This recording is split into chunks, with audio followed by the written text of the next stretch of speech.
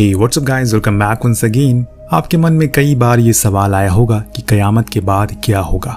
तो आज उसका जवाब आपके सामने है, क्योंकि इस कहानी की शुरुआत रैप्चर के बाद होती है, यानी कि वो समय जब सभी लोगों को ऊपर बुला लिया जाता है। फिर जो लायक होता है, जिसके कर्म अच्छे होते हैं, उसे ऊपर ही रख लिया जाता है, जिसके बुरे होंगे उसे नीचे फेंक दिया जाएगा। तो स्टोरी लाइन की मेन किरदार एजरल को हम अपने बॉयफ्रेंड केनन के साथ एक कल्ट से भाग कर आते हुए देखते हैं, जो अभी इस दुनिया में है, जिसके कुछ मेंबर भी होते हैं। उनका मानना है कि किसी भी इंसान का बोलना एक सिन है, यानी कि पाप है। इसीलिए उस कल्ट से जितने भी लोग जुड़े हुए हैं, उनके वोकल कॉर्ड को गले से निकाल दिया गया है और वहाँ एक क्रॉस का निशान बना दिया गया है। जैसे अभी आप एजरल के गले पर भी देख सकते हैं, ऐसा इसलिए किया गया ताकि वो चाहकर कुछ ना बोल सके, फिर सिन से बचे रहे। एजरल जंगल में लगी बैरीज की मदद से एक ब्रेसलेट बना रही है कि केनन के लिए, तभी अचानक उसे किसी की आहट सुनाई देती है। शायद कोई है जो उनकी तरफ आने की कोशिश कर रहा है। इसीलिए वो फौरन उसकी ओर देखती है तो वो आराम से आग जलाकर बैठा हुआ था, जो उनके लिए खतरा हो सकता है, क्योंकि इससे और भी जल्दी वो पकड़े जाएंगे। इसीलिए जाकर फौरन उस आग को बुझा देती है और फिर वो ब्रेसलेट भी पहना देती है, क्योंकि उसे अब लग रहा है कि उसने आग बुझाने में देर कर दी। पर केनन उसे गले से लगा लेता और शांत होने को कहता है, क्योंकि अभी ऐसा कुछ भी नहीं हुआ है। इतने में उन्हें विसल की धुन सुनाई देती है, जो सुनते ही उनके चेहरे का रंग उड़ जाता है, क्योंकि ये धुन वही है जिसमें वो कल्ट के लोग आपस में बातें किया करते हैं, यानी कि इन्हें ढूंढ लिया गया होगा। और इसीलिए दोनों फौरन ही पेड़ के पीछे छुप जाते हैं।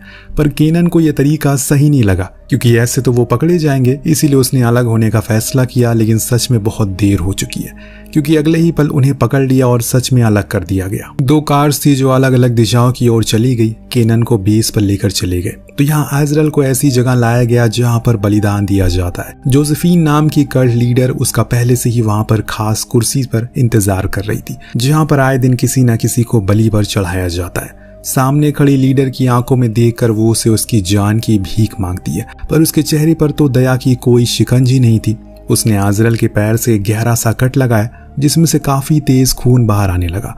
दिन ये सभी मेंबर थोड़ी सी ऊंची जगह पर चले गए और तेज तेज सांसें भरने लगे, जैसे कि मानो कुछ बहुत ही भयानक होने वाला हो।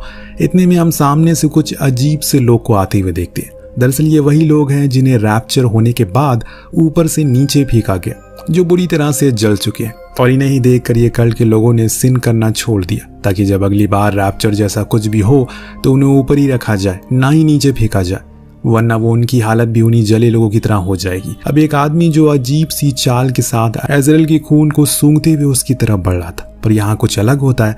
दरअसल उन चारों मेंबर में से एक जवान लड़का भी था, जो आज पहली बार किसी का बलिदान देखने के लिए आया था। इसीलिए वो पीछे मुड़कर देख लेता है, तो वहीं बाकी के लोग तो अपनी ही दुनिया में मस्त थे। उस लड़के ने देखा कि एजरल फ्री होने की कोशिश कर रही है और एक हद तक हो भी चुकी है। वो भागते हुए उसके पास गया और उसे पकड़े रहा, पर यहाँ एजरल ने चालाकी दिखाई और उसी चेयर का एक टूटा हुआ टुकड़ा उसके गले में घुसा दिया, जिससे बहुत तेज खून बहने लगा। और इसीलिए उसे पहले ही वो दानव उसे अपना शिकार बना लेता है। इस बीच हम साफ साफ देख पाते हैं कि वो बस इंसानों का खून पीते हैं, ना कि मांस खाते हैं, लेकिन उसके लिए वो भी उन्हें पूरा तड़पाते हैं, जैसे कि नरक में किसी गुनहगार को तड़पाया जाता है। उधर वो सब हो रहा था तो इधर एजरल ने मौके का फायदा उठाया और भाग निकली। अब जब सारी क्रियाक्रम हो गया तो ये लोग पीछे मुड़े तो इनके होश उड़ गए, क्योंकि एजरल के बलिदान की जगह उनके एक मेंबर का सैक्रिफाइस हो चुका था। वहीं दूसरी ओर एजरल भागते हुए जंगल में बने एक रिसर्च सेंटर में पहुंच गई, जो कि अब खंडर में तब्दील हो चुकी। किसी जमाने में ये अपने असली वजूद में था। खैर, उसके पास बह रही नदी से उसने पानी पिया, तभी उसे अपने बॉयफ्रेंड केनन की याद आई। उसे भी तो बचाना है, वो अकेले छोड़कर तो नहीं जा सकती, और इसलिए उसने पहले तो कुछ वहीं से जड़ी बूटियों को इकट्ठा किया और अपने उस पैर के घाव पर पट्टी की। लेकिन इतने में उसे नजर आ गया एक दानव, जो उसे कुछ ही दूरी पर, और इसीलिए वो भागते हुए आकर उसी खंडर में छुप गई, जिसके अंदर बेहद ही अंधेरा था। पर वो दानव अंदर नहीं आया, क्योंकि अब पट्टी लगाने के बाद खून की खुशबू जा चुकी है, इसीलिए वो वापस लौट गया। इतना तो हमें पता चला कि ये सभी देख नहीं सकते और ना ही सुन सकते हैं, लेकिन बस इनकी सूंघने की क्षमता बहुत ही ज्यादा है। लेकिन अभी कुछ कंफर्म नहीं है, हो सकता है आगे जाके हमें कुछ और ट्विस्ट देखने को मिले। दानव के जाने के बाद वो वहां से निकलती है और पहुंचती है एक खुली जगह पर, जहां पर उसे जमीन पर कार टायर्स के मार्ग दिखते हैं। उनका पीछा करते हुए सीधा पहुंच गई अपने कैंप पर, जिसके चारों ओर काफी भयानक सिक्योरिटी थी, ताकि कोई भी बाहर का शख्स अंदर ना आ सके, ना ही अंदर वाला बाहर जा सके। पर एजरल यहीं से तो भागी थी, इसीलिए उसे पता है कि उसे जो सीक्रेट रास्ता है वो कहाँ पर है। वो वहीं गई और बड़ी ही चालाकी से अंदर गई। फिर कुछ दूर आगे जाने पर उसे केनन को दिया हुआ वो ब्रेसलेट मिला, जो देख वो समझ गई कि ज़रूर उसके साथ कुछ बुरा हुआ है, क्योंकि वहाँ पर कुछ हथकड़ियाँ भी थी, जिसका मतलब ये था कि हो सकता है कि उसे सेक्रीफाइस कर दिया हो। लेकिन एजरल का दिल अभी मान नहीं रहा है। उसका कहना है कि वो भी जिंदा होगी, इसीलिए वो उसी की तलाश में आगे बढ़ रहा है। तभी उसके सामने जोसेफीन आ गई, लेकिन सही समय पर एजरल छुप गई एक टेंट के पीछे, जिसके अंदर थी जोसेफीन की बूढ़ी माँ, जिसे मिलने के लिए वो जाती है, और उसी के पीछे ये छुपी हुई थी। खैर सीन शिफ्ट होता है, हम कल्ट में बने चर्च को देखते हैं, जिसमें थी कल्ट की मेल लीडर मरियम, जो कि एक प्रेग्नेंट लेडी है। उसका मानना है कि जो हवा होती है उसे गॉड हमें संदेश दे और उन्हीं हवाओं को समझने और सुनने का काम करती है। इसीलिए वो जो कुछ भी कहती है, यहाँ के सभी लोग यहाँ के मौजूद सभी लोग को वो पत्थर की लकीर मान लेते हैं। उसी चर्च में बने एक होल से वो उन हवाओं को सुनती है, फिर इन्हें ऑर्डर देती है। जैसे कि लास्ट ऑर्डर था कि एजरल को खत्म करना है, पर जोसेफीन ऐसा नहीं कर पाई, इसीलिए वो उसे जोरदार थप्पड़ जड़ देती है। इस बीच हम उसी चर्च के नीचे मौजूद एजरल को देखते हैं, जो कि वहीं छुपी हुई थी, लेकिन गलती से उसे एक आवाज हो जाती है। फिर क्या था, जोसेफीन ने उस पर हमला बोल दिया और फिर एक बार फिर से वो अपना पीछा छुड़ाकर भागना शुरू करती है। लेकिन जोसेफीन ने घंटी बजाकर सभी को इत्तिला कर दिया कि वो यहीं कहीं है। इस दौरान हम एक और चीज नोटिस करते हैं, इस कल्ट के सभी लोग अपना पेट भरने के लिए खाने में चूहे खाते हैं, क्योंकि उनकी संख्या बहुत ज्यादा है। बाकी की सभी चीजें तो खत्म हो चुकी है, या फिर उनका शिकार करने में काफी समय लगता है। खैर यहाँ हम सभी सतर्क हो चुके हैं, इसीलिए उसे पकड़ने में लग चुके हैं। पर एजरल उनकी चंगुल से फिर से भागने में कामयाब हो गई। हालांकि कुछ लोगों ने उस पर शूट भी किया, लेकिन एक भी गोली उसे नहीं लगी। भागते भागते अंधेरा हो गया, लेकिन वो अभी भी रुकने का नाम नहीं ले रही है, क्योंकि अगर वो रुकी तो पकड़ी जाएगी। इतनी में उसके सामने एक कार आ गई, जिसके ड्राइवर बाहर निकला और पूछा कि क्या उसे कहीं जाना है। जी हाँ दोस्तों, हम पहली बार किसी आदमी को बोलते हुए सुनते हैं। ये भी एक सर्वाइवल और रोड की उस साइड रहता है। उसके जैसे कुछ लोग अभी जिंदा हैं, पर अब उनकी तादाद खत्म होती जा रही है। काफी तेजी से एजरल बिना कुछ बोले उसी कार में जाकर बैठ गया, और वो भी जाकर बैठ गया। ड्राइव करते हुए बीच में उसने उससे काफी सारे सवाल किए, जिसका वो एक भी जवाब नहीं देती, और जवाब देगी भी कैसे। उसके मुंह में तो जबान ही नहीं है, इसलिए थक कर उसने लाउड म्यूजिक बजा दिया, जिस पर दोनों ही वाइप करने लगे। लेकिन ज्यादा देर तक नहीं, क्योंकि तभी उसी समय गोली आई और उस ड्राइवर के सर के आर पार हो गई। ये काम सामने खड़े कल्ट के मेंबर का था, जो खुद भी उस कार से उड़ गया और बाद में वो कार भी क्रैश हो गई। लेकिन अगर एजरल उसी के अंदर रही तो मारी जाएगी, इसीलिए बड़ी हिम्मत करके वो बाहर निकली।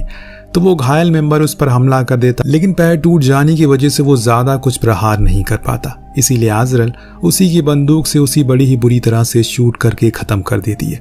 पर यहाँ रुकना खतरे से खाली नहीं था, इसीलिए उसे आगे जाने का सोचा। लेकिन कुछ कदम आगे जाने पर उसे एक पेड़ के नीचे केनन बैठा मिला, जो देख उसकी खुशी का ठिकाना नहीं था। इसीलिए वो भागते हुए उसके पास गई। पर दोस्तों, ये सिर्फ एक चाल थी, जिसमें वो अब बुरी तरह फंस चुकी है। इस बीच हम एक मेंबर को देख पाते हैं, जो किसी भी समय अब उसे शूट करके खत्म कर सकता है। इसीलिए एजरल चिल्लाने लगती है, ताकि किसी भी तरह करके नीचे बैठा केनन सुन सके उसकी आवाज।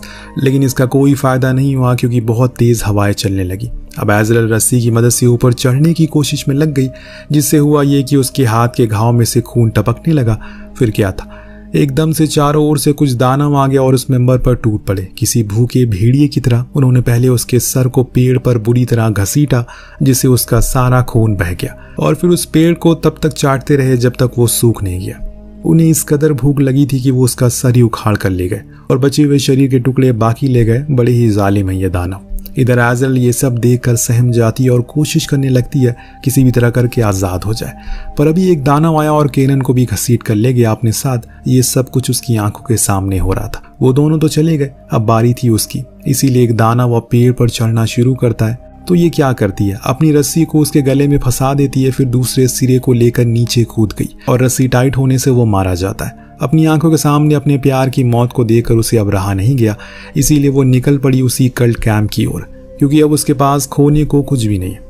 उसे चाहिए तो सिर्फ बदला, क्योंकि उसकी आग उसके अंदर धधक रही है। कैंप के करीब जाने पर उसने सबसे पहले विसल किया, जिससे कि सभी गार्ड का ध्यान दूसरी ओर भटक गया। अब एजरल सीधा पहुंची चर्च में, जहां मौजूद थी मरियम, जिसके कहने पर ही सब कुछ हो रहा था। और सबसे पहले तो वो उसे खत्म करती है, क्योंकि उसके मर जाने पर सब कुछ अपने आप खत्म हो जाएगा।